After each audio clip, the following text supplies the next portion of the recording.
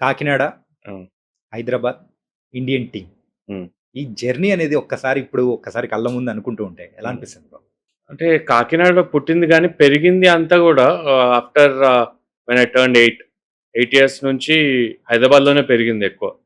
So, ఆ initial years ఎక్కువగా గుర్తులేదు. సో, కాకినాడ టు హైదరాబాద్ అంటే ఎక్కువ Hyderabad to India team journey ఏదైతే ఉందో, I think it's a long journey. ఒక 1, 2 ఇయర్స్‌లో అచీవ్ చేసేది గాదు. If you want to play for the కంట్రీకి ఆడాలంటే ఐ థింక్ ఆ జర్నీ అనేది చాలా పెద్ద ప్రాసెస్ గాబట్టి, సో, ఐ ఫీల్ అలా చాలా సాక్రిఫైసెస్ ఉన్నాయి. చాలామంది కష్టం ఉంది. అండ్ ఒక జర్నీలో ప్రతి ఒక్క స్టేజ్‌లో హర్డిల్స్ అనేదుంటాయి. We have to go through that. దాని తర్వాత అప్స్ అండ్ డౌన్స్ అనేది కామనే స్పోర్ట్‌లో తెలిసిందే. క్రికెట్‌లో ఎస్పెషల్లీ. సో, అవన్నీ ఫేస్ చేసిన తర్వాత once you reach your dream I think ఒక లెవెల్ ఆఫ్ సాటిస్ఫాక్షన్ అయితే డెఫినైట్‌లీ ఉంది. అంటే ఇప్పుడున్న దాంతో మీరు సాటిస్ఫై అవుతున్నారా? హ్మ్.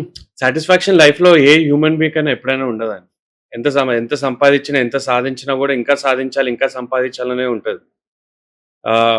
If you ask me whether you are happy with where you are, I am definitely happy with where I yam.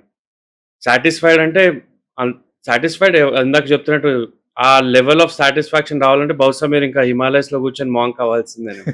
అప్పుడే ఆ సాటిస్ఫాక్షన్, ఆ కంటెంట్‌నెస్ వస్తది. But as human nature will always be striving ఇంకా better పొజిషన్‌లో ఉండాలి. ఇంకా better achieve చేయాలి things అని. But yeah! When you are young I think అప్పుడే హస్ల్ చేయాలి. That is what I am trying to do right.